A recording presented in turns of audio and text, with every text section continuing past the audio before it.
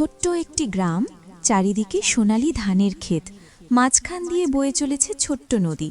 সূর্যের আলোয় ধানগুলো চিকচিক করছে। গ্রামের নাম সোনাঝরা। এই গ্রামেই থাকে আমাদের রাজকুমারী চন্দা।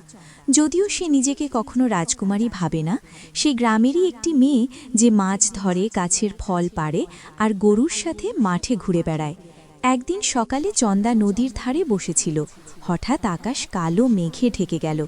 বাতাসে যেন আগুনের গন্ধ। গ্রামের প্রহরী দৌড়ে এসে বলল, মা, দূর অরণ্য থেকে একটা ভয়ঙ্কর আগুনের পাখি আসছে। সে তার নিঃশ্বাসের আগুনে ফসল পুড়িয়ে দিচ্ছে। গ্রামের মানুষ আতঙ্কে চিৎকার করতে লাগল। চন্দা বুঝল, এই আগুনের পাখি শুধু গ্রাম নয়, পুরো রাজ্য ধ্বংস করে দিতে পারে। সে সবার অলক্ষ্যে তার বৃদ্ধ দাদির কুঁড়ে ঘরে গেল। দাদি জ্ঞানী ও প্রাজ্ঞ। চন্দা দাদির পায়ে পড়ে বলল, দাদি, গ্রামকে বাঁচানোর উপায় বলো। দাদি তার হাতের পুরনো বাক্স খুলে চন্দার হাতে একটি নীল পাথরের ব্রেসলেট পরিয়ে দিল। দাদি বললেন, এই ব্রেসলেটটি তোর মা ঠাকুমার। এতে আছে আলোর দেবীর আশীর্বাদ। কিন্তু এই ব্রেসলেট তখনই জ্বলবে যখন তুই নিজের ভয়কে জয় করতে পারবি। তোকে মায়াপুরী নামক এক জাদুর শহরে যেতে হবে, যেখানে আছে হারিয়ে যাওয়া আলোর প্রদীপ। সেই প্রদীপ জ্বালাতেই এই অন্ধকার দূর হবে। চন্দা দাদিকে জড়িয়ে ধরে পথ চলা শুরু করল। সে ঘন জঙ্গল, পাহাড়ি নালা পেরিয়ে এগিয়ে চলল। পথে সে দেখতে পেল আগুনের পাখির নিঃশ্বাসে পুড়ে কালো হয়ে যাওয়া গাছপালা। মনটা খারাপ হয়ে গেল, কিন্তু সাহস হারাল না সে। পথিমধ্যে একটি শিয়াল গাছের আড়াল থেকে বেরিয়ে এলো। শিয়ালটি আশ্চর্য রকম বুদ্ধিমান দেখতে। চন্দা প্রথমে ভয় পেলেও শিয়ালটি তাকে দেখে হাসল।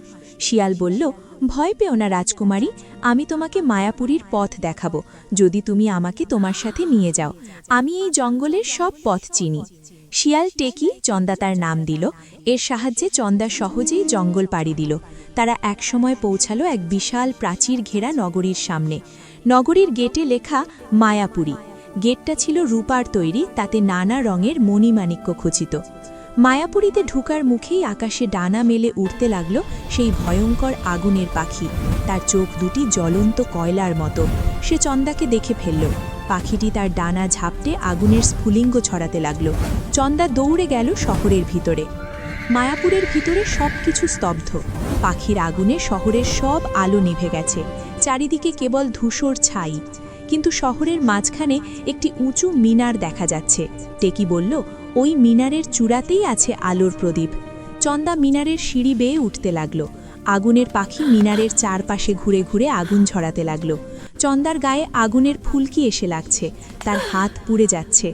সে কষ্ট পাচ্ছে, কিন্তু থামছে না। মিনারের চূড়ায় উঠে চন্দা দেখল একটি ছোট্ট নিভে যাওয়া প্রদীপ। সে প্রদীপটি হাতে নিল। ঠিক তখনই আগুনের পাখি গর্জন করে তার দিকে ছুটে এলো। চন্দা ভয়ে চোখ বন্ধ করে ফেলল। কিন্তু তারপরই তার মনে পড়ল দাদির কথা, ভয়কে জয় করতে হবে। সে চোখ মেলে পাখির দিকে তাকালো। চোখে কোনো ভয় নেই, শুধু প্রত্যয়। চন্দা তার ব্রেসলেট দিয়ে প্রদীপটি ছুঁইয়ে বলল, আমি ভয় পাই না। আর তখনই ব্রেসলেট থেকে বিদ্যুৎ চমকের মতো আলো বের হয়ে প্রদীপটিকে জ্বালিয়ে দিল। প্রদীপের আলো চারিদিকে ছড়িয়ে পড়ল। সেই আলো স্পর্শ করতে আগুনের পাখির আগুন নিভে গেল, আর পাখিটি নিজেই বাষ্প হয়ে মিশে গেল বাতাসে। আলোর প্রদীপের আলো সারা রাজ্যে ছড়িয়ে পড়ল।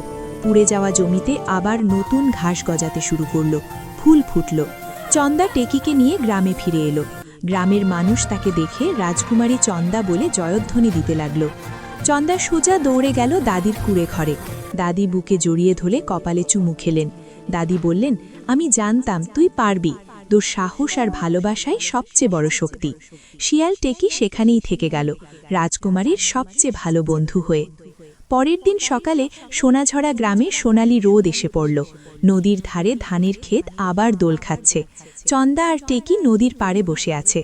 চন্দা আকাশের দিকে তাকিয়ে হাসছে। সে জানে, সাহস থাকলে অন্ধকার যত বড়ই হোক, আলো জ্বালানো সম্ভব।